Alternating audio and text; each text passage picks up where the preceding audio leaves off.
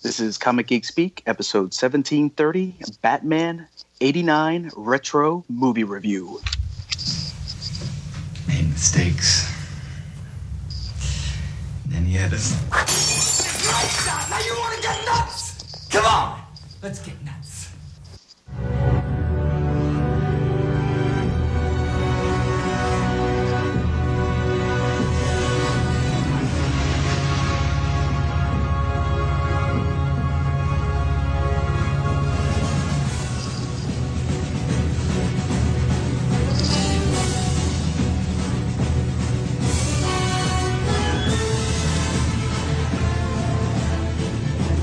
I'm Ian Levinstein.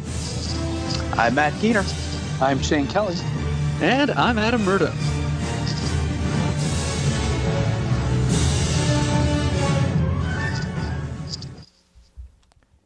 Woohoo. Just got nuts.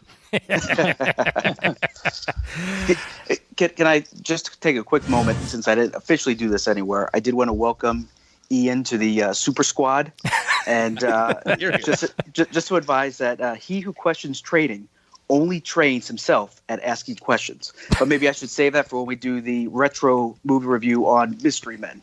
So, but welcome to the group. Thank you, Matt. I appreciate it. That quote immediately. Now I feel warm and squishy inside. All righty. Well, here we are for a somewhat hinted at retro movie review. This will be a new series of episodes on the show, and we begin with a timely one with the anniversary of Batman upon us. We will review Batman 1989 this episode, and Mr. Chris Eberly will be joining us on this episode as well in a few minutes once he gets himself seated and arranged properly. Yeah, not only is this Batman's 80th anniversary, but also the 30th anniversary of the movie. Oh yeah, I did. Indeed. That's some good kismet right there. Yeah. Yep. So we had to have Matt on this episode since he can literally recite the movie verbatim. Yeah, I think between me and Matt, we could do a pretty good job of that. Yeah, I'm a little more rustier than I have been, but there was a point where I could actually listen to the score, and I could tell you exactly what was happening in the movie just based on the point in the music when I was listening to it. Yep. I have this movie downloaded on my iPhone at all times, and just about once a week I listen to it. Yeah, I'm a little less versed in it than you guys because I was 5 years old when the movie came out, so it didn't resonate with me probably as much as say Batman the Animated Series did a few years later, and I know by rewatching this now and watching it, when I did watch it when I was younger, just how much of that animated series takes itself from this take on Batman. So I respect it for that. But I think my thoughts may vary slightly than the rest of you guys when we get there. But I will definitely say that I respect this movie for what it is and what it led to later on. Definitely. I'm curious in today's social media world and how casting gets questioned so much. I don't remember. I was only 10. I don't remember all the questioning that apparently there was about Keaton being Batman. But can you imagine what it would be like today? Oh, I can't even imagine. Even me just reading magazine articles, I thought, oh my God, this is the guy who was Mr. Mom. There's no way he can be Batman. It's just not going to work. And that was the general sentiment. I mean, looking back on it now, and I've heard it in a few documentaries and what have you for the time, that there were a lot of people that questioned the casting as it happened. But I mean, there are so many actors out there that are multifaceted, and just because you see them in one role doesn't necessarily mean they can't play another. And that's what Michael Keaton attempted to do with this version of Batman. To try and bust himself out of just being the lovable, huggly, squishy guy, and be a little bit of a badass. I want to kind of touch upon what Zack Snyder did later, just to kind of tie some things together. But there's only been two Batman actors that I've always watch and think that's not Batman, that's just this actor in a bat suit. And that was George Clooney and that Ben Affleck. And I think the reason why I didn't have that issue with Michael Keaton is, one, because I was only 10, and two, the only other movie I recall seeing him in was my mom's favorite movie, which is Beetlejuice, and that whole time he's in makeup anyway, so he looked completely different. So to some extent, my only exposure to Michael Keaton in that image of this is Batman is in this movie. So I had nothing else to really compare it to. Like I would have some other actors to say, well, I can't really see you in this because I always think of you as this. See, now me, I had known him from Mr. Mom, Gung Ho. Was it Night Shift with Henry Winkler, I think? Yep, he's in and that. Shelley Long. Yep. And then Beetlejuice. And everything was a comedy. I never knew him as anything but that until this. And then after this, I think Pacific Heights was the next one that I saw. And he was really, really crazy in Pacific Heights. Like sadistically evil. So yeah, quite a departure from what I have been used to seeing Michael Keaton do. And it's funny just looking at the roles that he's done in recent memory, that he did Birdman as well as he did, and that he then moved on to play a different Birdman, the Vulture, immediately afterwards. That those roles would have definitely not happened without Batman 1989 to sort of distance himself from that other image people had of him. Well, I think it was also kind of interesting with the genre itself. So it seemed like that was kind of the prototype of how the comic book characters would look. They would have, rather than actually get into shape, they would have the sculpted suits. So you didn't have to work out, which I'm glad actors today are actually getting into shape, because I think it brings a little bit more, even though they don't have the leotard type of costume. Right. I remember Billy Zane, when he was working on got the role of the Phantom, he trained for I think 2 years, but he was determined, I don't want to wear one of those suits. I want it to be all natural, that they can just put, and that was because of the idea of what Batman was bringing to the movies, is what they were people expected from a comic book character in a live action movie. Yeah. Murd, when was the first time you saw the movie, and what do you think of it today? Well, my experience of it is, my reaction to it may diverge almost as much as yours, Ian, but I can't use my age as an excuse, because Matt and I are the same age. And we both saw it in the theater when we were 10, probably a little younger than we should have been to see a PG-13 rated movie in the theater. I can remember my parents and I barely didn't get in the night we tried to go. It was the only other time I'd seen a movie theater that packed with people was when we went to see Return of the Jedi for my 6th birthday back in 1985. So we got in. We'd been driving all over the county to find a theater that had some space in it for us. And so by the time we got there, the movie was actually partway underway. So I don't think I saw the first couple minutes of running time until several years later. My reaction to it was, and I think 1989 Tim Burton would be somewhat gratified to hear this, I was kind of creeped out by it. Honestly, I did find bits of it kind of scary and intense, and I really didn't revisit it that often afterwards. I found that when Batman Returns came out a few years later, it was a little more to my taste, both because it was a different flavor of film and because I was a different age of filmgoer by then. But yeah, I just something about that first experience in the theater has rankled with me ever since, and I'm having rewatched it on VHS, of course, just a week and a half ago for this episode. That only constitutes about the 5th time max I've watched this movie in my life. Wow.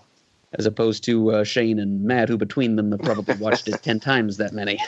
Oh, easily. Yeah, no question. This is the only movie I have ever seen in the theater 7 times. When it came out, it was June 21st, and I saw it opening night, I want to say. And then I within the next 2 weeks, I saw it a total of 7 times.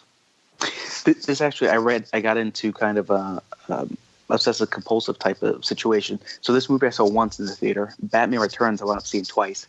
Batman Forever I saw 3 times. Unfortunately, I saw Batman and Robin 4 times in the theater, and after the first time, I was like, I do not want to see this again, but I did.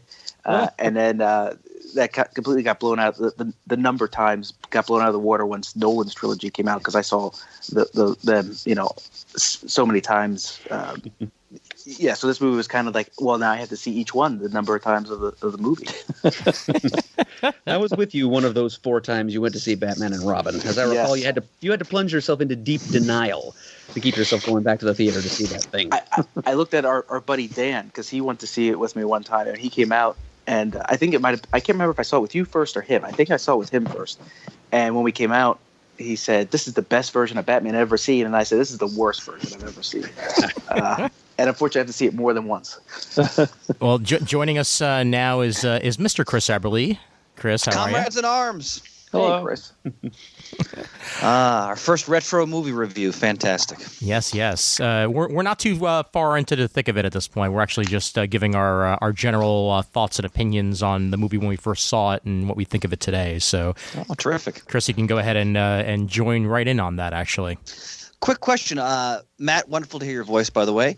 Did you say you consider this the worst version of Batman? No. Batman and Robin. Oh, well, that's completely understandable. Okay.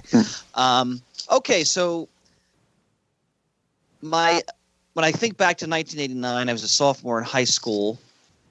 I must have seen the movie, I don't know how many times when it came out that year. Probably 3 or 4 times. I remember that, I had read earlier in that decade both Dark Knight Returns and Year One, which radically transformed my comic book reading life. So, and I'd read a lot of the Neil Adams, Denny O'Neil stuff, and I was really excited to see this film. I loved Tim Burton's work on Beetlejuice and Pee Wee Herman. I remember I wasn't sure about Michael Keaton as Batman, although I really loved Michael Keaton. I grew up watching his movies, Night Shift, Mr. Mom, Gung Ho. But I was certainly willing to give him a shot, and I remember I just loved every second of it. Plus, I remember I went to one of those things I went to with a girl I had an enormous crush on, who then rejected me later that evening. What you think are going to be some of the most traumatizing moments of your life when you're 16. But she let me down easy. It changed everything for me as a comic book reader, as a movie fan. And I've seen it, I'm sure as like the rest of you fine fellas, I've seen it innumerable times since then, but I just watched it the past couple days to have it fresh. And let me tell you something. 30 years later, I still love this movie. Yep. And a few things that struck me that probably didn't strike me as much when I was, 16. The vision, to sound a little pompous here, the vision of Tim Burton's aesthetic in this movie is jaw-dropping. From beginning to end, there is such a clear vision for how he wanted this movie to look and the world he wanted to create. And I was watching it, just yesterday and today. As a 46-year-old man, I was just in awe of what he created in this film. Gotham City is a character in this movie, and it's a vitally important character. And every nook and cranny, every building, the apartments, the museum, the newsroom, it's so spot on with what I felt he was trying to go for in this movie. And so that was one of the things I enjoyed the most watching it just right now. Nicholson still, and I mean this in the best possible way, just majestic, epic, scenery-chewing acting. He has every great line in the movie, basically. I've got a flying mouse to kill, and I'm going to clean my claws. And, that's just one of innumerable great lines he has, which delivers such manic panache. I loved his Joker because it's kind of got this wacky Silver Age feel to it, but there's also that darker menace, the later incarnations of the Joker. And the last thing I'll say before I don't want to hog too much, so we can get into more specifics. I'm enjoying Michael Keaton's performance more and more in the movie as I get older. I still don't think he's the best Batman overall, but he's a great actor. And by the way, I love how one moment I never caught this. The Joker calls him Junior Birdman.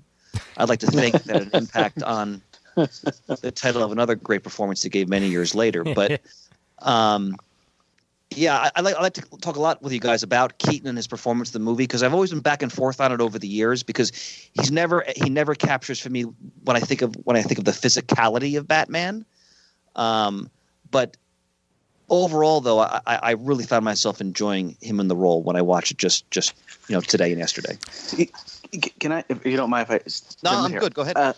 I really like him in this role. To me, Christian Bale is still the best Batman. I agree. But one of the things that I think Keaton brought, or that he had the luxury of, that Bale didn't, is everyone complains about Bale's voice in the sequels after Batman Begins. And if you watch this movie, because it will just end in Returns, but we'll focus on this one, Batman says hardly any lines. Yeah, and I think that it seems like Nolan's Batman or Bale's Batman had some exposition that he had to say, and that's kind of where things got bogged down. The more movies went on, the more he's had to do that, and that's where you're like, this doesn't sound good.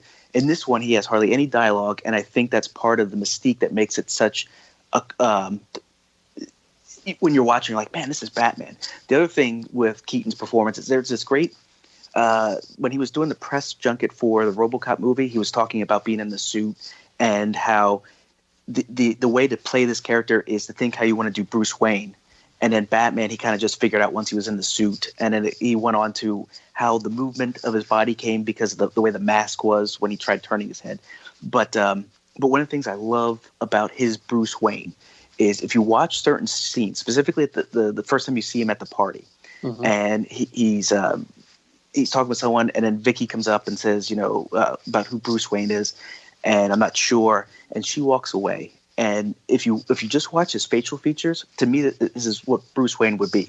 He's continuously, to me, I interpret it as he's analyzing everything. So he's thinking about that conversation. He's thinking about everything that's going on around him, trying to process everything that's going on at once. So that's why he sometimes, and even in the second one a little bit, seems aloof.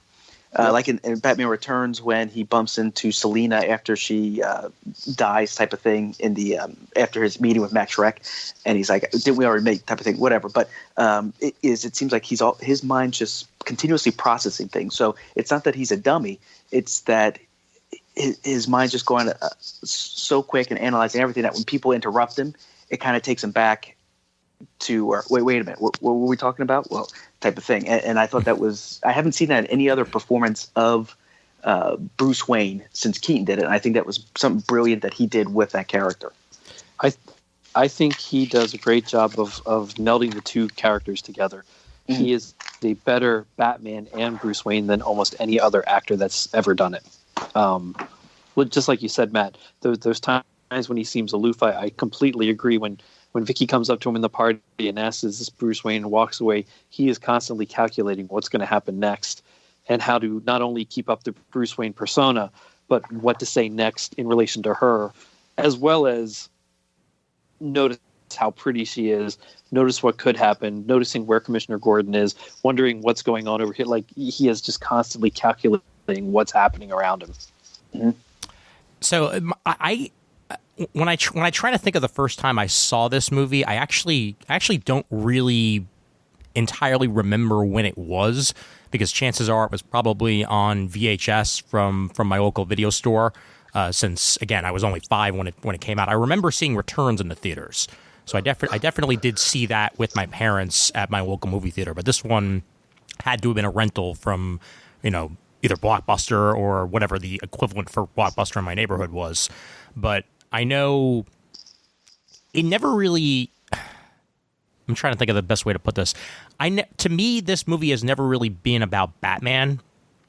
It's been about the Joker, and I think that may be one of the reasons why I don't connect with it nearly as much as, say, the Nolan versions of the Batman character. Like, Batman is a little bit more ancillary in this, like, because of the fact he doesn't have a lot of lines, and because of the fact that they leave a lot of the character building to, newspaper reports of his parents' death, and like the quick flashback we see to, when his parents were killed, and even the fact that they tie in the Joker, being the man who killed his parents, which I don't really like as a plot point, and really that much has not changed over the years for me. I really felt like Tim Burton was making a Joker movie, but he had to call it the Batman because it's Batman, like he's the hero, so you got to have him in the lead there. And like there's plenty of stuff with Bruce Wayne I enjoy. The other thing about Keaton's performance is that, and this is perfectly his decision, and I understand it and I agree with it to a point, is that this is a version of Batman where Bruce Wayne is, at least to me, Bruce Wayne is the person and Batman is the persona. And I think I like it the other way around. I like it a lot more when it feels like Bruce Wayne is the persona and Batman is the person. I agree. Yeah. Yeah, I don't disagree with that. Ian, that's why when Matt and I before were talking about Bale, that's why Bale is my favorite movie Batman, because in the Nolan films, they really, and they do this in all the movies, especially the first two, they really take pains, and Christian Bale's a tremendous actor, he pulls it off, to address that his Bruce Wayne is just a performance. Like, you know, he tries to buy the hotel in the first one because the girls are in the pool and the restaurant, and, you know, he lands in the helicopter with 2 women in the second one for the fundraiser for Harvey Dent. Like, and those are some of my favorite scenes because this whole persona is created that is completely a sham. But, you know, Gotham High Society buys it because that's all they've ever seen him act that way. And yeah, like Keaton didn't go that way. Although I want to say one thing though, just watching it again yesterday, my favorite scene in that movie is when Bruce Wayne and the Joker are both in Vicky Vale's apartment. And, you know, Wayne approaches the Joker and kind of reveals that I know who you are. And then he takes the fire poker and then he puts a little, like, the metal tray under his vest because he knows he might get shot. And to me, that what I loved about the scenes, because Nicholson, again, is just wonderfully chewing scenery in it, but also you see, like, the calculating Bruce Wayne there. He's like, all right, the Joker just walked with 3 of his men, and I'm here without my gear with Vicky in the apartment. What am I going to do? And he concocts in seconds this whole strategy to basically get out of it so that the both of them get out of it alive. Yeah. I love that scene. Yeah. No, that is great. And, one of my favorite moments in the movie as well. And talking about Nicholson chewing up the scenery, I think that it definitely, Mark Hamill takes a lot of his performance in the animated series from, what Nicholson laid forward here. And that's, to me, is the legacy of Jack Nicholson, is that he had a specific style of Joker, a little bit similar to what we got in the 60s TV show as well, in the zany aspect. But also very murderous, too. Yes, very much so. Like, he brought that own Jack style, although I still think to this day the reason they named the Joker's, real name Jack is so that Jack Nicholson didn't have to learn another name. I always thought of his Joker as, so it's for the longest time he seemed to be on the opposite end of the spectrum of Cesar Romero, what he did in the 60s. And then I try not to keep going into the Nolan stuff, and then Heath Ledger kind of took things even further. So you actually see, like, Heath Ledger at this point is the other end of the spectrum, and like Jack Nicholson kind of falls in the center because he seemed as much the 60s TV version as he does Heath Ledger. So I think as time passes, he seems more in the middle instead of one of the extremes. Yeah, I agree with that. I think he is definitely more the zany, murderous Joker rather than just crazy with no real fear in you against Cesar Romero's Joker. And then you have, like you said, Heath Ledger, who is absolutely terrifying. And I think Nicholson does a better job of being in the middle there, where you can be definitely terrified of him, but there's also a lot of zany stuff going on that would make you laugh if you're standing on the outside, not realizing what's going on. Well, when it hits the TV with the huge projecting boxing glove, for example. Yeah. It's funny. One of the things I remember about seeing the movie in the theater. So I went with my younger sister, my father, a buddy of mine, his sister, and then my buddy's father. And I'm sitting next to Dad. And when he goes, "This town needs an enema," and he does a I remember going to my dad, "What's an enema?" And my dad goes, "It's a change." And I was like, okay. So for the longest time, I thought that's what, when someone said an enema, I thought it was, it's time for a change. It's time for an enema. Oh my God. I also agree with you, Chris. I love the way this movie looks. I love the way that it's modern noir. It definitely looks like it's 30s gangster style, but that they have cars, computers in some capacity. Well, I remember reading somewhere, this is before the Nolan movies came out, but and I don't know if it was intentional, but it just kind of happened. If you look at the first 4 Batman movies, this one seems something out of the 30s. The next one seems some Batman more of the 40s. Batman Forever seems more like Batman from the 50s era, and then Batman and Robin seem more like a darker version of the 60s. And once that, I read that, and I was like, oh my God, it makes perfect sense. So if you read the early appearances of Batman and you watch Batman, Burton's movie, you're like, this is exactly what that version would be. He's just not carrying a gun like he was originally. Yeah, I can see that. I don't know that I really thought of that. And you might even be able to carry that forward to the Nolan trilogy. You can see Batman Begins with Ra's al Ghul could be a 70s story. Yep. The Dark Knight could be a representative of the 80s, like a Joker, Frank Miller, David Mazzucchelli kind of stuff. Yeah. And then Bane shows up in the third one. Yep. So, 90s.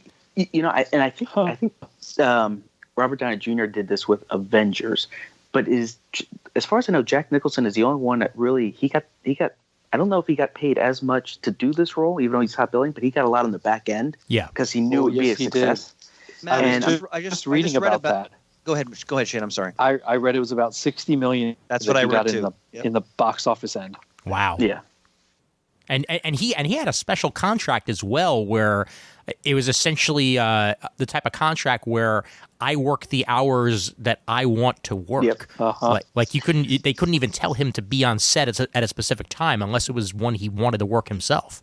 Yeah.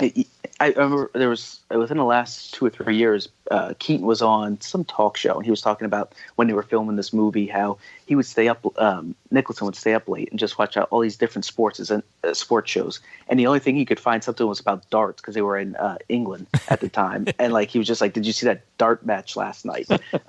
Because they couldn't get anything else on at the time. But that, it seemed like he had the easiest contract in this thing. Obviously Jack Nicholson was established at this point, but this movie could have easily flopped. I mean, it could have been Superman 4: The Quest for Peace. People could have just watched and said, this isn't Batman at all. They're so used to the Adam West version.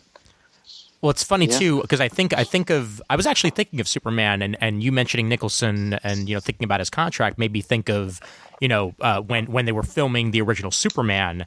And the some of the hurdles that they had to go through with Marlon Brando, and getting him involved, and the weird schedules and the crazy contract and the demands that he put forward, like that came dangerously close to crippling that movie, and it didn't happen. And the same thing almost happened here, but because production was the way it was, and because Jack Nicholson was at least enough of a team player to work with the cast, at least that's what kept the movie going.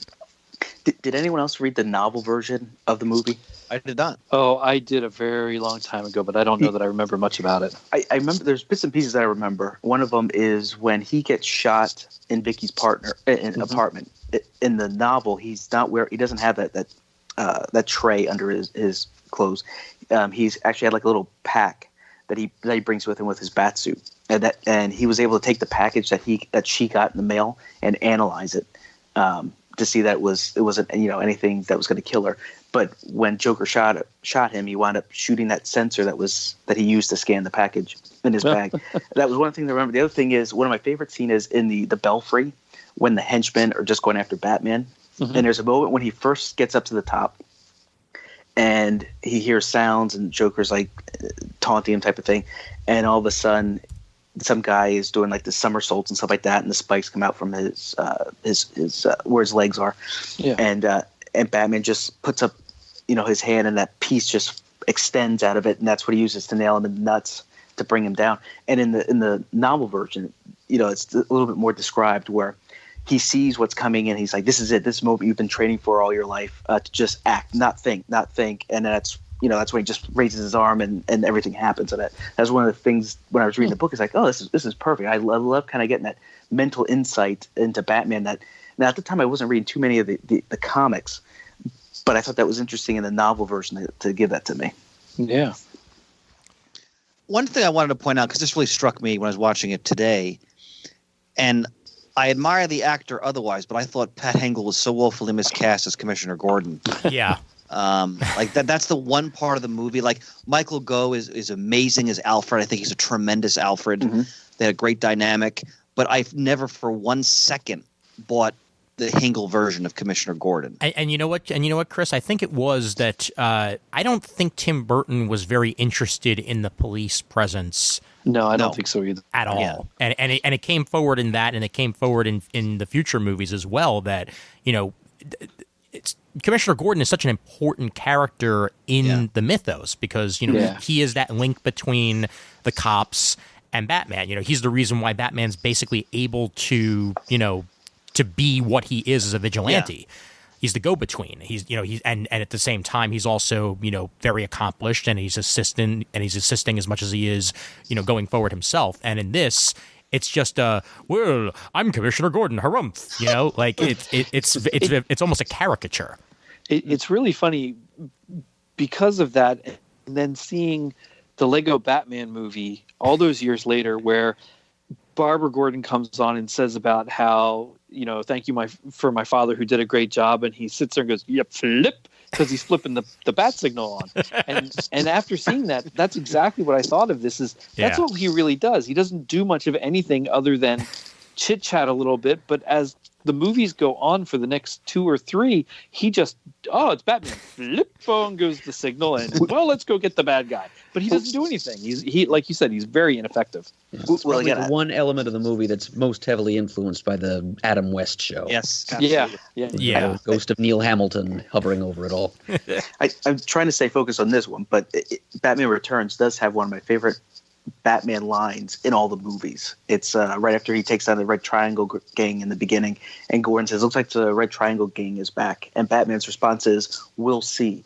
And in the novel version of it, Gordon wanted to ask him, what did you mean by that?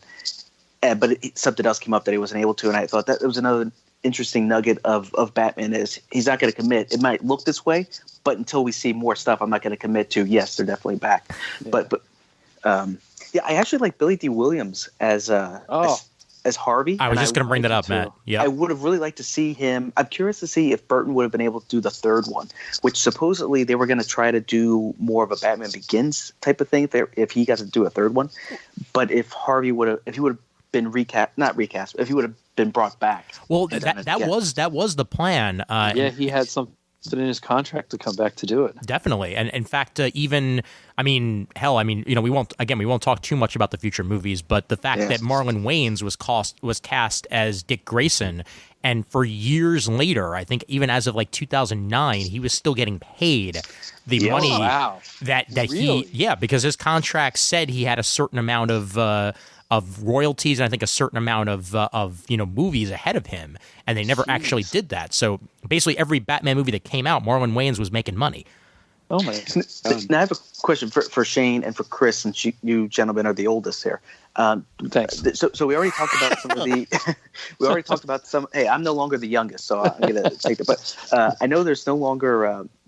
There was some discussion about Keaton being Batman. Was there any discussion about making Billy D. Williams Harvey Dent? Because sometimes, okay, because I know that was one of the things that got altered. That in today, sometimes it seems to be all right, sometimes it doesn't. I was just wondering, in that time, were people more, hey, he is Caucasian, he has to be Caucasian. You're casting Billy D. I mean, I just assumed that he was going to eventually return as Two-Face. I mean, that's what I did too. I mean, I'm sure in magazine articles it was discussed about, and this paves the way for him to come back as Two-Face down the road. Yeah, but there was nothing like the internet that would have been a back and forth with people going, that'll never work because Two-Face is always white. Now, it was just, oh my God, there's Billy D. Williams. He's doing something other than Colt 45 and Lando Calrissian. Man, this is great. I can't wait to see him as Two-Face in a couple of years. And the original treatment for Batman Returns had both Vicky Vale returning and Billy D. Williams as Two-Face as part of the plot. And those were both dropped because, at least according to what I read about it on Wikipedia, Tim Burton didn't want to, quote-unquote, repeat himself. and therefore didn't want Vicky Vale around, and I guess he decided he didn't want Billy Dee either, since he only really showed up in the first one. But I will mention that he finally did get to play Two-Face, and that was in the Lego Batman movie. Oh, yeah. Oh, Yep. Right. It was, and if I recall, original casting, or some of the background, originally Bill Murray was supposed to be the Alexander Knox. Really? And I don't know if he declined or if he dropped out. Huh. Or just never accepted. And the other one is, I think rather than Vicky Vale, it was originally supposed to be Silver Sage Cloud, since they had intercourse, and that's, as far as it was established at that point, the only female that he was known to have had intercourse with in the comic books. Go figure. Yeah. Well, maybe they couldn't get through to Bill Murray's 1-800 number. Yeah, it's a funny thing. It's watching the commercials for the movie on TV, and when Robert, the little clip of Robert Wool saying, "Lieutenant, is there a 6-foot bat in Gotham City?" I thought that was Bill Murray until I got to the theater and saw it for the first time. I was like, "Oh, that's," and squinted at him and said, "That's not him. That's the poor man's Bill Murray." And I always forget that Robert Wool was in this because I knew him better for his HBO show Arliss than anything else. Sure. And from Bull Durham. Yeah. So right. But it's just, it's one of those things that, like, I always forget because it is a character that was created specifically for the movie, and, like, to me, they almost don't equate. Like, part of me wonders if it was a specific idea to have more of a press presence in the world of Batman. Maybe because, it works so well for Superman, they figured they may as well, introduce that a little bit further for Batman. But you don't always see that in the comic books, and yet I'd say the press play more of a role than the police do in this version. Well, of the movie. and I also think that the press plays a role for us, the audience. Yeah. To be discovering this stuff. So I don't know that it's that Tim Burton would have felt that the press had to be its own character, but I think it worked well to convey a message to us, the audience, to go along with the journey of discovering Batman. Right. Good point. And I liked Robert Wool's character quite a bit, actually. Oh, yeah. In the film. Yeah, no, he's got good personality. It's just, Yeah. I this may have easily been the first time I watched this movie in over 20 years. I don't know why I never went back to it, but I own a copy on Vudu, and it's also on DC Universe right now, by the way, for anybody who it sure is. because now I have a DC Universe subscription because it only cost me 80 cents for a month, so I have to give it a shot. Oh. What did you guys think about Batman killing in this? Because people would say you brought that up. that Ben Affleck's or the Zack Snyder version is a murder, and I would argue that this version is more of a murder than Ben Affleck's. Now, granted, I've only seen Batman versus Superman once, but from what I can recall, this one seemed more like because he went in there with intent. Mm-hmm. There was no question that he was targeting. Well, yeah, the Keaton version wipes out that entire industrial complex. Yeah. And it's full of the Joker's men. I mean, he drops a bomb right between their feet, and then when he strafes the floats, I was laughing because I'm like, man, what a body count he's racking up in this version. Yeah, the scene in the cathedral where he's yanking henchman after henchman to their doom down that long stairwell. Sure. Yep, it's okay. At the beginning of the film, it looked like he actually had some concern for human life, like the chemical works. He's actually going out of his way not to kill the criminals that he finds there, but towards the end he seems to have become a different person with a different level of purpose. Now, wasn't it somewhere, it may have been in the comic book version of the movie, but wasn't it supposed to be that all the bullets that came out of the plane or hit people were rubber bullets? That I don't remember. I don't think I ever read. I remember reading that somewhere. I mean, maybe it was in the comic book version, but to me, in my head, I just imagine it's okay. They all have parachutes. I liked. It took me a lot of views before I realized this. If you notice the redesigned the utility belt, that the way it's kind of like a dial in the front, and my understanding, watching it more and more times, everything's kind of stashed behind his cape, and that. Remember the scene where he's talking to Vicky, how much do you weigh? Mm-hmm. 108, I think. Okay, and then he's adjusting his belt. It looks as though, from my understanding, he's adjusting it because his stuff's sliding from the back. Because if you look, it does kind of move a little bit before he grabs it and shoots it up. Yeah. And I have to say, when he saves Vicky and that whole at the museum, that's probably one of my favorite moments in all the Batman movies. Just crashing through the glass and going from there. That was definitely "you've got me, who's got you" moment of this movie. Yeah, and that whole scene from the time she gets to the museum through when they escape and Joker says, "Where does he get these wonderful toys?" That is my favorite scene in the whole movie. I mean, I love the movie as a whole, but I love the music. I love Prince's song when they're going through destroying all the art. I love the way he approaches Vicky Vale when the Joker gets there with the whole overly melodramatic dinner and showing what happens to his girlfriend with she was a perfect work of art, to Batman coming in and swooping in and saving the day, to the first time you really get to see the Batmobile. It's just all fantastic. That is my favorite scene.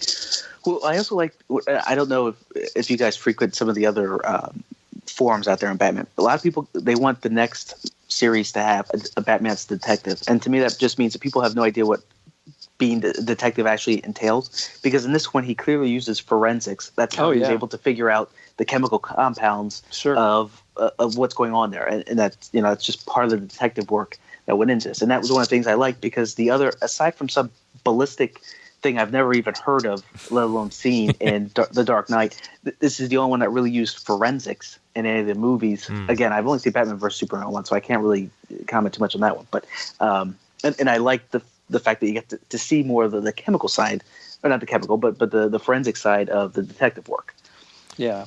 I'd say they probably want more mystery when they say the words detective. I think that's probably what they're more going for, like something that would be more akin to the Batman we see in Batman the Animated Series. Even though he gets his roots from this, there's definitely a lot more whodunit going on with those stories than there is in this movie. Well, the stuff I usually see is they want, when I read it, I want Batman to have used detective skills and ninja skills. And since I know what ninjutsu is about, and I know what detective work is, I always ask, what do you mean? Yeah. And then no one can ever give me an answer. So that tells me people don't actually know what those things are. They just throw it out there. And you know what? Tim Burton doesn't know what a ninja is either, because what the hell in this movie with those quote unquote ninja guards fighting Batman with their is so over the top for no reason. And again, I get it. He's going for kitschy, but I find it hilarious that in some interviews that I've heard with Burton, he was like, well, I didn't want it to be too campy, and yet this is a very campy movie, especially with stuff like that. So I don't know what he was talking about when he says things like that. With fighting, there was one thing that, because I saw this when I was 10, and I forget when Batman Forever came out. So it's just whatever years after that. But one of the things that always bothered me at that time was, so there's this cool move where one of the henchmen has the twin swords, and he's able to time everything to use his gauntlets and his boots to deflect. And then there's one scene where the guy's running at him, and he just picks up his leg, and it's just one quick fluid motion and nails the guy in the face, and it comes back down. And I thought that it looks like a perfect martial arts move. And then in Batman Forever, after he crashes Edward Nygma's party, the henchmen surround him again, and he fights, and the kick just looks like something that I would do with, just like it wasn't as fluid. It didn't look as smooth. And I was like, wait a minute, what happened to Batman? Even though I was completely different stunt doubles and everything else. But that was one of the things at that age that always bothered me. It's like, you had this great kick before, and now you have this shitty kick. Yeah. Going back to the world, I mean, this is definitely of the Batman movies that we've gotten, the most fleshed out, stylistically version of Gotham that differentiates itself from, other cities, because frankly, these are the series of Batman movies that were mostly filmed on film sets, versus actual existing cities. When you film in Chicago, it's going to look like Chicago. Anybody who's ever seen it, with the underground streets that then go back out and their tunnel systems and what have you, it's very hard to change that. Similar to like the Gotham TV show, that is definitely New York with a couple of extra CGI elements thrown in there, because that's what you can do. Same thing with filming in Vancouver, although Vancouver doesn't look like any city. I'm sorry, it just doesn't. It just looks like in Canadian bust. Well, I'm sorry, but it's just it's very. There's a reason that Vancouver stands in for every city. It's because you can make it look like whatever city you want it to, really. Sure. Wait a minute. Did you just say, I'm sorry, A? Yes, I did. Okay. I'll just check. But that's why I think this city has its own real feel to it, is that most of it was built specifically for this movie. And that's something that I appreciate. and the Burton, like we talk about the campy elements. Again, Tim Burton always has that sensibility in his movies, and what I loved about him applying that, like the Joker's helicopter, clearly like a model toy, right? Mm-hmm. And like the goofy, like clearly toy gas mask the Joker's wearing. Yeah. And like he has like almost like an Etch-a-Sketch. He opens the antenna to start the poison, and like the movie had this wonderful blend of like Burtonian elements, you know, some callbacks to the Adam West show. And then they all, because Tim Burton, you know, I've read interviews, they read Dark Knight Returns, they read all these stories, and they threw all that into the mix as well. And, you know, in the hands of a lesser director, it probably would have fallen flat, but for me, it worked. I mean, and that's the strength of the writing, the visual of the movie, and the performances. And I think you guys made a great point about the way Keaton interpreted Batman. And what I really enjoyed watching it again, when he's fighting in the Belfry, or when he's fighting in the alley, when he's trying to rescue Vicky after the museum, he never utters a sound. Like he never grunts, he never shouts, and that really worked for me more than ever because, you know, Batman is supposed to be so accomplished at what he does to the point where it, even though it's obviously incredibly difficult, it looks so like Matt's describing that kick. It looks so easy and fluid, and like these guys never have a chance. Like when he's on the ground and they're gonna lift the hood off, you know he's gonna jump up if even Vicky wasn't there with the camera. Like he was never not in control, essentially, except dealing with the Joker, because the Joker is pure chaos. But in dealing with his henchmen, like they never had a chance.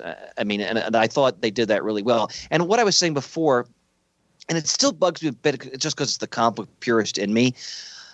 The only aspect of Michael Keaton as Batman I don't like is Bruce Wayne is not physically imposing. Yeah. And Bruce Wayne is a powerful man. Like, you know, and Bale had that. Like, Bale was ripped. Like, you well, in the first one. Yeah. Like, you really believe, like, this man could really do some damage with his fists. Yeah.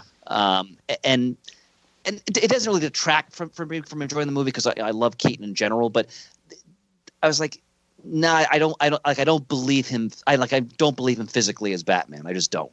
It's a minor quibble, but that still stays with me. My minor quibble, which has been the case with a lot of these movie versions of Batman, is the fact that he can't turn his head. I do kind of feel bad for Keaton for exactly that reason.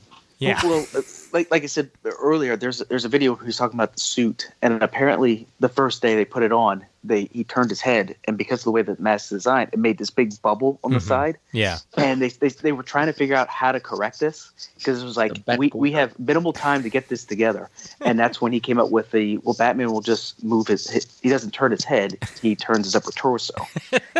And that's how that move developed because off of that, because it was one of these, we got to figure out something we got to figure out now. Yeah. It's very hard to fight crime that way, though. Morgan Freeman's saying, so you need to turn your head.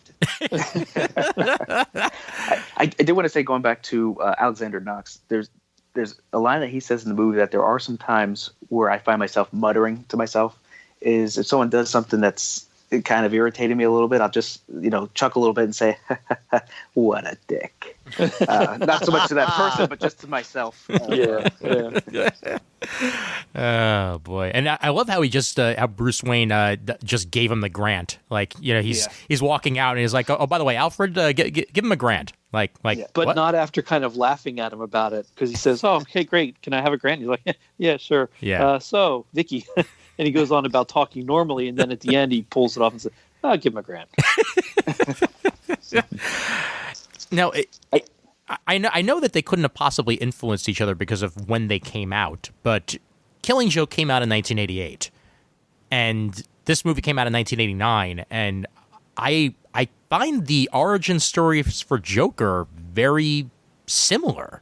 Like, I mean, clearly, they couldn't have possibly been influenced by each other. It's just it's fascinating how sometimes that sort of kismet happens, where the falling into the acid. And all. I know that was sort of established in Batman comics and Batman lore previously, but even just the way it happens is very similar between the comic and the movie here. Great deal more pathos in the comic, though. Yes. Yeah, definitely. Yeah. And I think that the origin we get for Jack Napier in the film is more the kind of origin that might have been given to the Joker back in the early 40s when he first appeared. Portrayed as much less sympathetic and kind of an evil rat bastard, scoundrel, philanderer, homicidal maniac, even before he fell into that vat of chemicals. Sure. The chemicals just made him more of what he already was. Yeah. Well, I'm trying to remember, before the Killing Joke, was it ever established that the person who became the Joker was a criminal in any manner, or you didn't really know anything before? It's been so long since I read at that point. I can't remember what came before it. The Secret of the Red Hood. That's where we got the origin of the Joker originally. I'm pretty sure in that story, the man under the Red Hood was just a member of a criminal gang, as opposed to like a struggling new father and failed stand-up comic. Because for some reason I always thought it kind of came out in the Killing Joke that beforehand there was the Red Hood, but there was nothing that really put the Joker and him as one and the same. No, and I thought, geez, maybe it's just how I read it, or as a result of years of reading things, I thought the Red Hood was just anybody that the gang could pin it on if something went wrong. Yeah. That was the Killing Joke's version of events. Okay, all right, then that's just where I'm getting that from. Yeah, after a while, everything becomes intermingled. Yeah. So I remember when I read it and what's what. Yeah. Murd, I wanted to ask you. So, how do you interpret Nicholson's take on the Joker? How do I interpret? How does it strike you in term when you compare it to various iterations in the comics, and what's your takeaway? Well, I don't see quite. I don't see it as being quite as influential on the later Mark Hamill portrayal as Ian does. He brings kind of a very dark, growly, sinister, shadow-swathed approach to it. And obviously that he bursts out of those shadows in like a shower of confetti whenever he feels like it, which is one of the reasons why it's so unpredictable and it's so entertaining. But yeah, it's again, just keep coming back to the idea of each of these movies representing a different era of Bat history. This is very much a golden age kind of Joker. Thought, yeah. One of the things that always bugged me about this movie is also established, at least up until I don't think it was in Batman and Robin, but Bruce Wayne wearing glasses. Yeah. And I was like, because were they bifocals? Because sometimes he wore them all the time. Sometimes he just wore them when he was going to do something up close to read. Yeah. So I was like, wait a minute, Batman has perfect vision. I can get away with not having any covers over his eyes, but all of a sudden he has glasses now. Yeah, it's part of the persona. That was another bit there that I felt like that Burton had read a Superman comic or two and felt like he needed to throw that in as like an extra bit of security over the identity. Like, well, he wears glasses. He can't possibly be Batman. Batman doesn't wear glasses. Well, and again, I only saw it once, and I'm trying not to compare the other ones, but yeah. I guess one of the things with the Affleck version is they gave a module because they said, a billionaire his voice would be well known. Mm-hmm. Well, in all honesty, Batman's probably not saying too much, and who's he going to interact with? Criminals. And is he going to be talking in his regular voice, or is he just going to be talking low? So would he really need a voice modulator? So the same thing with this version of Bruce Wayne. Would he really need glasses? That's all I'm saying. Wait a minute, he couldn't possibly be Batman because he's wearing glasses. Well, he's Captain Amazing. I'm almost certain he wouldn't be able to see. I'm almost certain though that it was possible that it was at least a little bit of hearing him talk that led Vicky to be like, wait a minute, I know who this is. Like, it became clear to her, through his actions and through his words that that something was amiss here, that it was definitely somebody that she knew. Even just the way she was looking at him in the Batmobile, kind of at the open portion of his mask, going, well, now wait a minute, Dad, and then big bright light. Yeah, wait a minute, that's Mr. Mom. No, that's the guy. Kiss the other. Oh, bright light. Yeah. I have to say that I have this playing on the TV in the room I'm sitting in the background, and they're at the scene where the crazy quote ninja guy is flipping with knives as Vicky's trying to take the pictures, and Batman just kicks him like Matt's great kick that he likes. But before that, a few minutes ago, you get to see the Batmobile for the first time, and I got to say I think that is my favorite version of the Batmobile that has ever been designed. Really? See, to me, it's still the Tumbler. No, I really do. I really like this '89 version that they sort of carried over into the cartoon a little bit. I like it better than in this one in Batman Returns. I like it better than any other design that certainly came after for me. The only thing about it, Shane, that I don't like is that the only way to get out of it is to literally jump out. Yeah. But the same with the tumbler too. You got to jump out of that. Yeah. Well, I'm sorry. Go ahead, Shane. Okay. I read a behind the scenes thing where apparently when they designed the Batmobile, and they went to with Keaton to test it out, and Keaton said, "Well, how do I get in?" Or like, "How do I get out?" or something like that. And they realized they hadn't done a proper job with the doors, so they had to do this cockpit, so to speak. And I know they would change the cape for him to jump in and out because his cape would never fit. It was too long. Speaking of the cape, one of the things that I really loved about this film, when they show Batman like running from the Batmobile after the museum scene, or when he's entering the ancient dilapidated church, the costume and Burton uses shadow wonderfully in the film. The costume, the way the cape flows, it's so striking, and it looks so eerie, and there's that mythic quality to it, and I thought they really did a good job with the way they kind of captured the movement of the cape in the film. Yeah. What did you guys think of the altered bat symbol? At first I can remember seeing the first pictures, and I believe it was Starlog magazine, and not liking it at all, and then quickly after seeing the movie getting used to it, and just wondering why they changed it. But I didn't mind it after seeing it on film for some reason. I just, it's okay. Well, and this was also, sorry, I was just going to say, this is also the first time we really got a black bat suit as well. So that, I was going to bring that up. Did that bother, like you, Shane? Did it bother you that there was no overpants? No, I thought it looked good, and it made sense to me to have an all black costume like this. No, I thought it looked great. I'm sorry, Matt, go ahead. I was just going to say, did anyone else have the album, the Prince album, and did anyone try to learn the bat dance? I had the Prince album as well as the orchestrated score on me too. 2 different tape cassettes. No, I never learned the bat dance, but I did enjoy the heck out of both albums very thoroughly. I loved the scene in the museum, the not Guggenheim Museum that they're in, where they're messing up all the paintings, and then we get to one specific painting, and the Joker's like, no, leave that one. I like that one, and then they keep on walking, and it's all to the Prince music. That was great. Party man.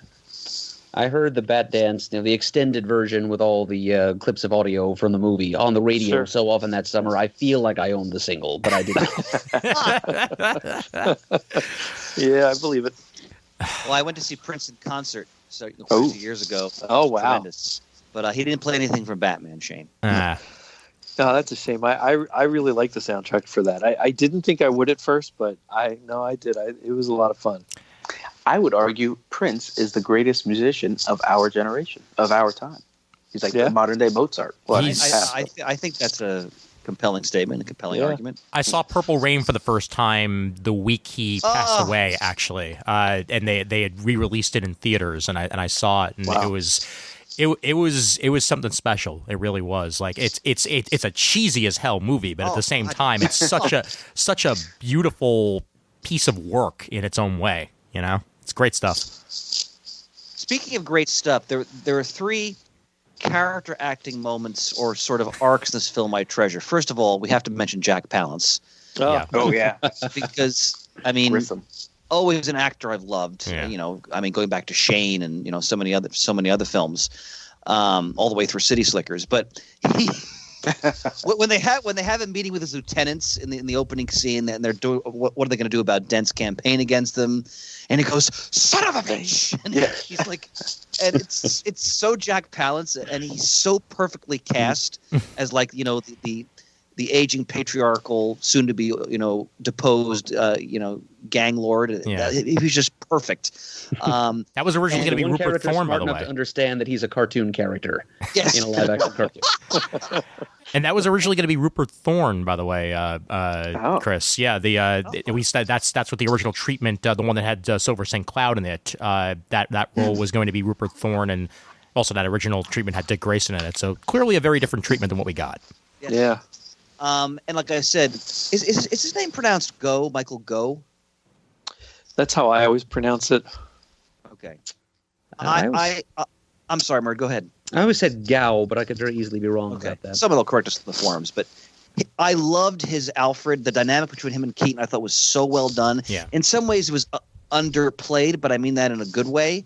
Like you felt the years between them, the ties, the love, and the scene where he says, I don't want to spend my last remaining years, mourning the loss of old friends. Yeah. And their Grieving the loss sons. of old friends. Yeah. And you really felt like when Keaton just says, what's on your mind, Alfred? Like they really established those two actors had great chemistry, and they really established that rapport. And finally, you got to mention Bob the Goon. Yes, I was just going to say that. My favorite character in the whole damn movie, okay, is Bob the Goon. Okay, outside of the Joker, because clearly, but such a great, I mean, almost straight man for the Joker. Yep. To play off of. Like you always need a goon like that for the Joker to work with, and that was Bob the Goon throughout this.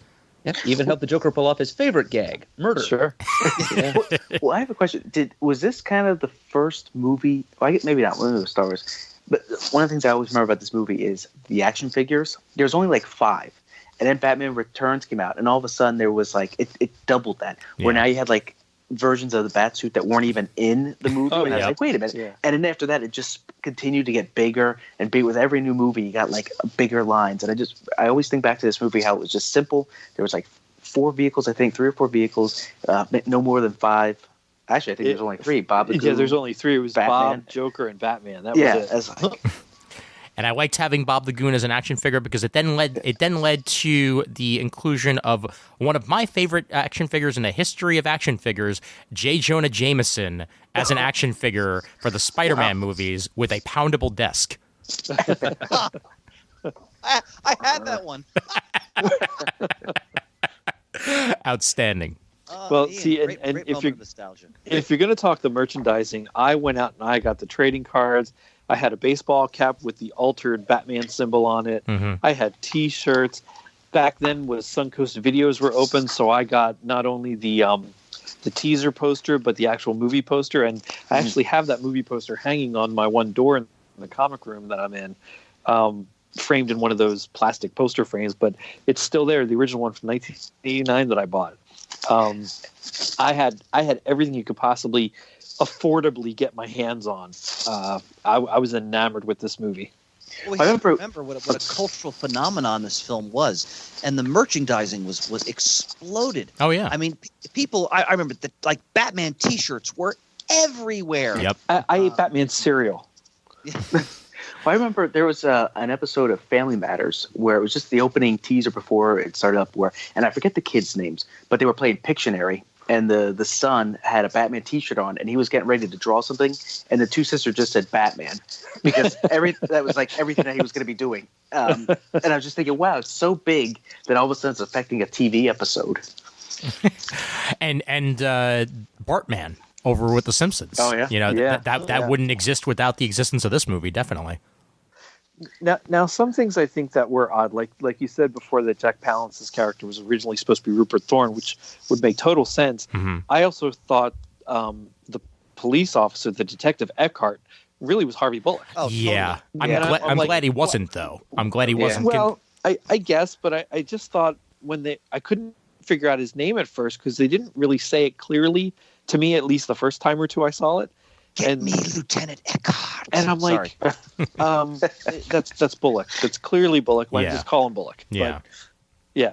Because he's a crooked cop and Bullock isn't. Right. But still, I just thought, wow. And if I'm not mistaken, that's the same actor that played Jack Porkins in Star Wars. I think Is it really? William Hootkins. Yeah, I think you're right. I think so. Oh, of course. I never realized Wow. that. Oh. Think about the future. Yeah. the most unfortunately named character in the history of movies right now, Porkins. Yeah, how about it? I do want to say, because I kind of mentioned this early, and I want to make sure I fit it in before we run out of time. One of the things that I find interesting, so Tim Burton went on to do Batman Returns, and then he was looking to do a third one, but because Batman Returns was so dark, and that they kind of just pulled it from him because of the complaints, and I guess the toy line for McDonald's didn't go anywhere and stuff like that. I think it's interesting that if you look fast forward to now, Zack Snyder did Man of Steel, which some people like, some people didn't. Yeah. Then he did Batman vs Superman, which some thought was too dark, gave him this version of the character which just wasn't very popular. And then his next sequel got pulled from him. So again, I'm not a fan of the Ben Affleck Zack Snyder version, but I don't tear it apart like some of the critics do, because I look at it's no different than what Tim Burton did, but for whatever reason people were okay with it when Burton did it, and they're not okay with being not okay with the Zack Snyder. And I don't know if that's just because we have so many comic book movie at this junction that people are a little bit more selective, whereas at that time it was like, I'll settle for whatever I can get. I think Matt, part of it was also the studio interference more than anything else was very different back then. And I know that after Returns, they wanted something along the lines of that. And what Burton wanted to do, from what I've heard, was something so different, and that they basically got afraid. And also, I think it also came down to money more than anything else, too, because I know he was demanding a lot for that third movie. Well, and if I recall correctly, even though Burton had a lot of creative control on the first one, he didn't have complete control, where he basically had complete control of the sequel. Yeah. And again, Zack Snyder didn't have complete control over Man of Steel, but he basically controlled everything for Batman vs Superman. So I think it's just interesting how the same things are kind of repeating themselves. It's just how we look back at them have been altered. Batman Returns made $150 million less than Batman. How is that possible? That just boggles my mind. See, and I guess sometimes this is where people think I can just find happiness in anything that I watch because I just like the character. But I truly do like every iteration of Batman we've seen. I can find something that I enjoyed about each of them. Even George Clooney's, it wasn't a great Batman, but he was a spectacular Bruce Wayne. Yeah. I liked Val Kilmer's portrayal. I thought he did a good job of blending it together, but I liked his Batman a little bit more than his Bruce Wayne. Yes. I didn't think he looked the part, even though he was a little bit taller. I thought his blonde hair looked really out of place. But it wasn't bad. I still liked it. I still watch it every couple months. I'll put Batman Forever in because it's fun. And Shane, the deleted scenes in Batman Forever actually add a lot to the Bruce Wayne portion of the movie that I wish that they would have actually kept in there. Those. I don't know if I ever saw them either. I'm sure I haven't. I just have it on VHS. Yeah, they're definitely there on YouTube. There's at least 2 or 3 scenes that were deleted that were character building when Bruce is trying to figure out who he is again. Well, I guess if I recall correctly, it's after he got shot or grazed in the head. Yeah. When then he has amnesia and he gets something happens. If you want to watch it, something happens and he gets his mind back of who he is, and then he solves the simplest riddle of all time, Mr. Enigma, because of the letters. Usually represents letters or numbers. So. Yeah. But I like a lot of what Christian Bale did. I do think he's the best Batman out there. I love that his portrayal was really Bruce Wayne was the facade. I like Ben Affleck, so I really wanted to get one movie where it's just him and Jeremy Irons playing Batman and Alfred. Yeah.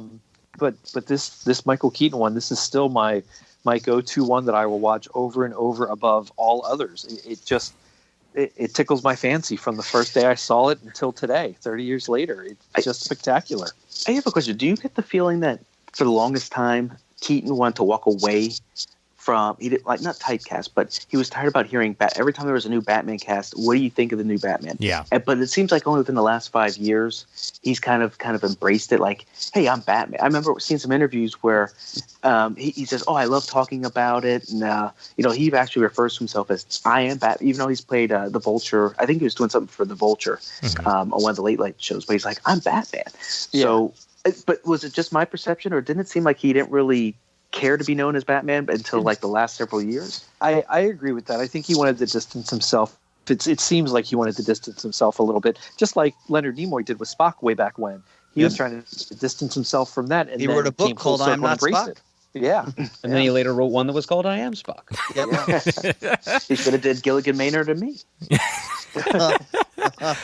Well, I know that a lot of people have wanted this to happen, and if they do wind up doing the animated version of Batman Beyond that they're talking about, I would love for him to just voice Bruce Wayne in that. Oh, you're not kidding! I'd love it if they did a live action. He came back as Bruce Wayne. Oh yeah, because he's absolutely the right age for it. It would make perfect sense. True. Yeah, Yep. But the other thing that I wanted to bring up about this movie and just like these series of movies in general is that I feel like that this is what established sequel fatigue for me more than anything else when I was growing up, because I remember seeing Batman Returns when it came out in theaters, because that was the first one I saw in theaters at my local theater, the Kingsway Movie Theater, which I'll always forget always remember it because it was right next to the first comic shop I ever went to, AAA Comics and Cards. So It's got some nice sentimental value to me. But I remember seeing that, and then I saw Forever in theaters, and I was like, huh. And then I saw Batman and Robin in theaters, and I was like, what? And that is what it first dawned on me, that not every single film series is going to be James Bond, where it can go on forever with different actors and continue for the most part to be, strong. There are like one or two stinkers in the Bond universe, but growing up, I basically, that's what I equated it to. It's like, oh, these franchises are going to go on forever because they could just keep recasting Batman and have it go great. But then once Batman and Robin came out, I was like, yeah, they got to do something. They got to do something to fix this, and they did. Well, I have a question. Two actually. Do you consider those four movies continuity, that they all are in the same universe, or do you look at each actor kind of? They are. They are. Well, for one thing, Alfred's in all four of them, so that's and so is Commissioner Gordon. Yeah, I know, but you could argue the Pierce Brosnan's Bond kind of ended that run, and it restarted with Daniel Craig. Right. So, true. But M stayed. Judi Dench carried over. So you could argue, is that the same continuity, or is that a different continuity? So no, I think that's a different continuity. The Bond ones are a different continuity, but I take the four Batman films from Keaton to Clooney as one continuity, and then Christian Bale starts the next continuity. Yeah. So, and then another thing is, now I keep seeing the big criticism of the Marvel movies is they're formulaic, everyone's the same. But if you look at the MCU as kind of one big franchise and everything's kind of just building off of it, you could make the exact same argument for these movies, for example. After the first sequel, you're going to have one villain who's established, and you're going to have one villain who's going to get an origin in it. And that was the same formula for all those, for Forever and for Batman and Robin. Once I went into it knowing that's what we were going to be presented with. So are those formulaic? Who was complaining about the formula then? Now, I'd argue it's successful now, but at that time, how successful was it? Were a lot of people complaining? I don't remember. I was so young, and I was just more focused on the movie than what people were saying. Well, I'd love to know why Batman Returns did so much less in the theaters, and I think it may have very well been what you're talking about, Matt. That people were so satisfied with the first one that when they saw another one come out relatively quickly, all things considered, that they were that they really didn't need to see it in the theaters because they had already seen their Batman. So I agree with that, and I also think the people that don't love Batman as a comic book character, just loved it as a movie character. Yeah, went and saw it and saw the craziness of how Catwoman came about and the craziness of what the Penguin looked like in the movie, and told their friends, like, well, this isn't quite as good as the last one. Yeah. I remember seeing the first teaser trailer for Batman Returns, where he's coming up the ladder on the roof and he gets kicked by Catwoman. People were cheering in the audience, and I was like, oh my God, there's going to be a second one here. And then I did feel that not people embrace the second one as much. Although I do, just as a quick sidebar, I do think it's interesting that in the Dumbo movie, it's reversed now, where Danny DeVito's character is more the hero and Michael Keaton's more the villain. Yeah, right. I didn't even think of that. Go figure. Yeah. I got one more thing I want to throw out there, and then we can do our retro frecking swears and where we rank these in Batman movies and what have you. If anybody has not watched The Death of Superman Lives, What Happened, go ahead and do yourself a favor and check that out. It's a documentary all about the failed Tim Burton Superman movie, and I've heard about that. Okay, it's a very well done documentary, Chris, and I think you'll absolutely love it. They have an extensive portion with Kevin Smith, considering he contributed a lot to the script portion of that. Wow! And then have an interview with Tim Burton in there as well. Unfortunately, the man who put the documentary together passed away suddenly about a year or two ago. But it's available on most streaming platforms for purchase or for rental, and I would definitely give that a go just to see what could have happened to the Superman franchise had Tim Burton been involved. Well, if I recall correctly, wasn't Michael Keaton going to make a cameo appearance as Bruce Wayne? Now, not Batman, but Bruce Wayne in that movie if it would have gone. That was one of the ideas that was tossed out there at one point. Yeah, okay. Yeah. So, I mean, who knows if it would have actually happened, but that was definitely in the cards at one point. That would have felt very much like a Never Say Never Again Bond movie, where you had, because I forget when that would have came out on the timeline, but you would have already had like actors playing the role after Keaton. Now all of a sudden to see Keaton come back in that role at the exact same time would have been kind of interesting. Oh, sure. Yeah, definitely. All right, so where do you rank this in your Bat Pantheon of movies, and how many frecking swears do you give it? Murd, we'll start it off with you. Is this where we're ending the episode? Because I actually did have some other things I wanted to say. Oh, no. Please, go right ahead, sir. Yeah, I'm sorry. I would have gotten this out there sooner, but I felt it was more important that Shane and Matt get their thoughts on retro. Oh, no. Please. They're the biggest Bat fans among us, and we don't get them with us that often. Absolutely. Okay, so this movie, in the first pop culture class I ever took when I was an undergrad at Penn State, in Integrative Arts 100, this movie was held up in class as an example, literally a textbook example of postmodern filmmaking. Right? And this ties into the remarks that Ian and Chris and Shane were making about the Burtonian vision of Gotham City, the heavy stylization of the movie.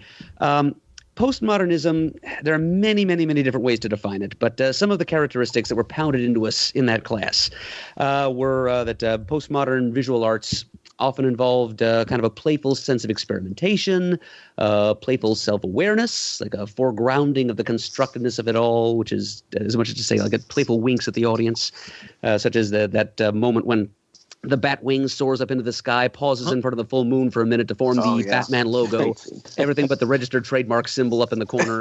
right. And then it plunges back down again. That clip was actually shown as a part of the final exam in that class.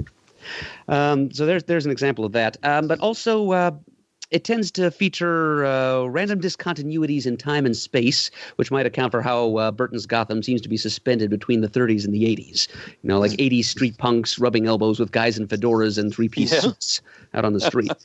And also just very freely eclectic and referential, drawing indiscriminately from as many different sources as possible, kind of a collage or a hodgepodge of different cultural influences thrown randomly into a blender to see what comes out. And that there is definitely some of that in this movie. I mean, visually, Chris makes an excellent point about how distinctive this Gotham is, and Ian following that up with the fact that this is so because it's a constructed Gotham as opposed to a filmed-on-location Gotham. That's how we get little bits and pieces of many different time periods and architectural styles, an ancient cathedral that couldn't possibly exist in an American city that's just celebrating its 200th birthday, Gothic architecture, Art Deco, modern industrial, all existing side by side and smushed together and somehow working. That's some of that kind of eclecticism going on there, and plus just the style and the story. It references everything from Warner Brothers cartoons to Warner Brothers gangster pictures. Everything from Dracula to Die Hard. He's pulling from an awful lot of different influences and mixing them all together, and kind of a playful, you might call kitschy. That's what gives rise to the elements that Ian identifies as camp, I think. Just this sort of a free-handed creativity that Burton is bringing to his vision. Sort of echoing that was exhibited by some of the early Golden Age creators who were just, kids playing around and filling pages with whatever came into their heads to make their little pittance of a salary back in those early heady days. It's kind of a postmodern parfait of superhero semiotics. To throw in your Murdonian alliteration there. And the other less heady point I wanted to make was that I like that the relationship between Vicky Vale and Bruce Wayne may be my favorite romantic subplot in superhero movies, or at least in the top 5, for the simple reason that it's obvious almost the entire time that it's doomed to fail. Yep. That final scene where Alfred, by the by, Wikipedia tells us that the actor's name is pronounced Michael Goff. Okay. So we're all wiser men now for knowing that. Yeah.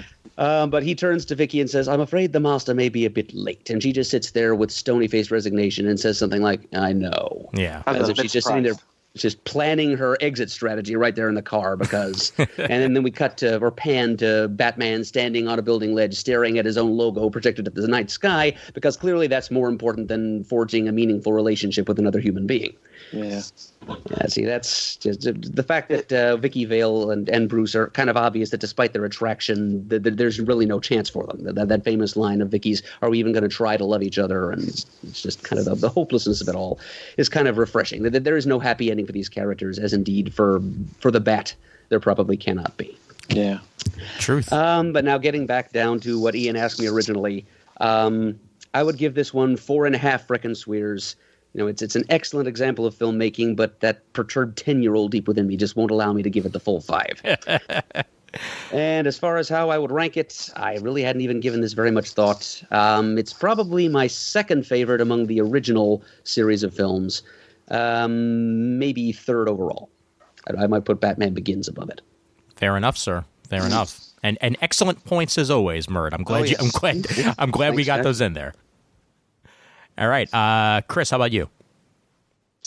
5 frickin' swears. Nice. Movie still, when I still get the same excitement I gained from when I was 16 and now at 46. Although, I mean, I'm looking at the movie in a different way just because of age and experience, but I love it just as much now as I did then. In terms of all the overall I mean, the Shoemaker films I think are just dreadful. And I associate a lot with. The director had a ridiculous vision for those movies that just didn't work. Right. And I thought they were very jarring compared to what Tim Burton had done far more effectively. So I think those are both dog poop for the most part. But for me, the Bale films, Batman Begins and Dark Knight are my favorite Batman movies. And I love Dark Knight Rises too. I know some people don't like it as much. I've said before, I kind of consider the Nolan films kind of one movie in a sense. Yeah. But the first Keaton film I'd say is like my third favorite overall Batman movie, and that's for me that's in majestic company because I think the first 2 Nolan films are essentially masterpieces. So. All right, Shane. Well, I would give it a 5. I was 17, or I was a day away from turning 17 when I saw it, and I loved it from that day. And every time I watch it, I like Chris, I still get chills and excited, and love listening to it, watching it, seeing everything that happens. Overall, it can be number 1 or it can be number 2. The only thing that goes above it is Batman Begins at times. I think that's a spectacular movie. I still actually like this one better than Dark Knight. Wow. That's just me. I think Dark Knight is an almost perfect detective and horrific telling of a story, but I still enjoy this one a little bit more. Fair enough. And Matt? Well, I think overall I'd give it a 4.5. And I'm kind of in the same boat as Chris. I kind of see the Nolan movies as all one. So if I go by that premise, I'd rank this 3 because I always prefer Batman Returns a little bit more than this one. Mm-hmm. And then if we consider all the Nolan movies individual, then I would rank this as 5. All right. I'm going to give it a 4. I do that lovingly. It's just I have certain issues with the movie, as I stated, that it's way more heavy on the character building for the villain than it is for the hero, and I would have loved to see more of that overall for the film. But I do appreciate it very much for what it is, and again, without it, we would not be where we are right now, superhero movie wise. So you got to give it praise and props for that. Absolutely, definitely. I would say of the Batman movies, it's either third or fourth for me. Because I would definitely put Batman Begins and Dark Knight above it, possibly Rises on a good day. But I see what you mean about them sort of all being one very long movie. Which I think there might even be a fan cut out there that puts all three of them together as one movie, just taking the best scenes from each and making them into one long movie. But I would, at least third or fourth. Returns for me is slightly less than this, just for some of the even further ridiculousness that can be thrown in there at times with Penguin. But it's good stuff, and if you're a fan of Burton, then this is one of his highest echelon movies, no question about that. Right up with Beetlejuice and Edward Scissorhands and all the rest. Well, and just for one last little quick reference, if I'm putting Batman Begins as number 1 or 2, and this one as number 1 or 2, my third is actually Mask of the Phantasm. Oh, excellent! Great movie. Well, I put those separate. I hate it when they say who the best Batman actor is, and then they include. I know. Well, it's not like we're ever going to cover Batman and Mask of the Phantasm on this show, so we're never going to have to deal with that at all for this series. But stay tuned, folks. Stay tuned. And a tip of the cowl to Chris Eberly for coming up with the idea of these retro movie reviews in the first place. It's going to lead to some fun times on this show, I predict. Yeah. Yes, most definitely. Yes, I'm looking forward to it. All righty. Well, folks, unfortunately, we're going to have to wrap things up here because I have other things to attend to, and I'm the man who's recording the thing. But that's right. Matt, thank you so much for taking the time, man. It's Thanks, great Matt. to talk to you on the show for the first time officially. No problem. Again, welcome to the group. Even though you're more active in it than I am, when these things come up, I'll see if I can't work them into the schedule. Unfortunately, with the kids and work, things just don't always work out. So that's I know that all too well. Well, we have a series of top fives that I think you'll very much want to be involved with once we get the scheduling going. So we'll let you know, man. All right, sounds great. I'm in. All right, fantastic. And Shane, you wanna roll us out? Sure. Visit us at comicgeekspeak.com to send us an email. The address is comicgeekspeak@gmail.com. To leave a voicemail, the number is 267-702-6642. Stop by thecomicforum.vanillacommunity.com to let us know what you think of the 1989 Batman film. Follow us on Twitter, like us on Facebook. Thanks to everyone who contributes to the show. We appreciate it. And as always, we are uniting the world's mightiest heroes, one listener at a time.